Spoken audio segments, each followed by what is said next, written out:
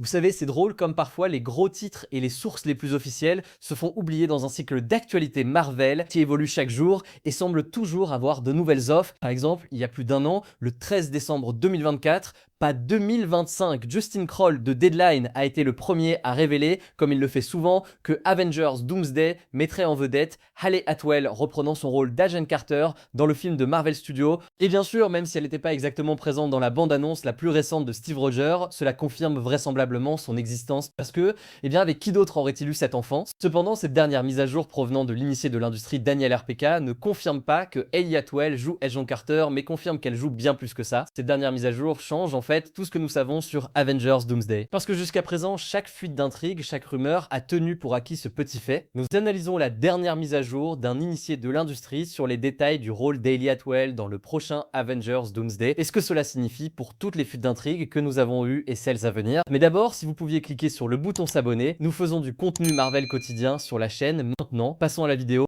Bon, cette dernière mise à jour vient de nul autre que Daniel Rickman. Vous pouvez le suivre sur Twitter à RPK News. C'était sa dernière mise à jour via Patreon sur Avengers Doomsday. Il confirme maintenant que Hayley Atwell joue plusieurs rôles dans Avengers Doomsday. Et de plus, on s'attend à ce que ce soit son plus grand rôle dans un film Avengers à ce jour. Plus qu'un simple caméo acolyte, elle va en fait jouer un rôle énorme dans le film. Maintenant, c'est fou pour plusieurs raisons. Comme je l'ai mentionné, tout d'abord, pendant le prologue, vous avez peut-être remarqué que chaque fuite d'intrigue avait le personnage d'Hayley Atwell dans l'action. Captain Carter, complètement absent de toutes. Et je pense que tout ce temps, nous avons négligé la possibilité que les Avengers du multivers de Loki puissent en fait puiser dans les personnages animés et les amener en action réelle. Je ne pense pas exactement que cela signifie que nous aurons X-Men 97, comme je l'ai vu beaucoup de gens essayer de prévoir au cours des dernières années. Mais rappelez-vous, pendant Multiverse of Madness, alors qu'il traverse le multivers, il y a au moins un monde animé par lequel il passe. Donc où nous avons vu What If se terminer avec ce qui est vraisemblablement l'équipe des exilés. Il pourrait être amené en action réelle et où nous verrons maintenant plusieurs versions de Captain Carter, Agent Carter, d'Hayley Atwell. Et ainsi de suite, mais je pense qu'une implication encore plus grande est ce que cela signifie pour Steve Rogers, n'est-ce pas? Là où il y a plusieurs Agent Carter, il y a aussi plusieurs Steve Rogers. Ensuite, vous commencez à regarder beaucoup de ces fuites d'intrigues qui parlaient d'un Hydra Cap. Ça ne ressemble certainement pas au Steve Rogers que nous avons vu dans la toute première bande-annonce, mais s'il y a plusieurs versions de tous ces personnages qui entrent en jeu, alors il est possible que nous puissions voir un Hydra Cap, d'au moins un univers où il est méchant et peut-être même plus de versions que ça. Et c'est pourquoi je dois regarder en arrière ces fuites d'intrigues qui se sont vraiment concentrées sur le groupe de personnages que nous avons vus. Les X-Men de Fox, les Avengers, les nouveaux Avengers, les personnages du 116 et les Fantastic 4 du 880. Aucun d'eux n'a plongé dans le multivers pour parler de l'un des autres variants aléatoires qui pourraient apparaître pour ces mêmes personnages. Donc même si cette mise à jour est spécifique à l'agent Carter d'Hayley Atwell, confirmant maintenant qu'il y aura plusieurs versions d'elle, encore une fois, là où il y a des multiples de n'importe qui, il y a plusieurs chronologies, et dans ces chronologies, on ne peut pas négliger qu'il va y avoir des variants d'autres personnages. Comme je continue de le mentionner, nous ne savons toujours pas quels Avengers pourraient exister dans l'univers X-Men 10005 parce que nous avons vu au moins la version Captain Marvel de Binary dans le X-Mention pendant la scène post-générique de Monica Rambeau pour The Marvels. Et je pense qu'il est important de mentionner que même s'il y a beaucoup de chevauchements entre Carol Danvers qui était Binary dans les comics et les X-Men combattant les Brood dans l'espace, elle n'a jamais vraiment été officiellement membre de l'équipe X-Men.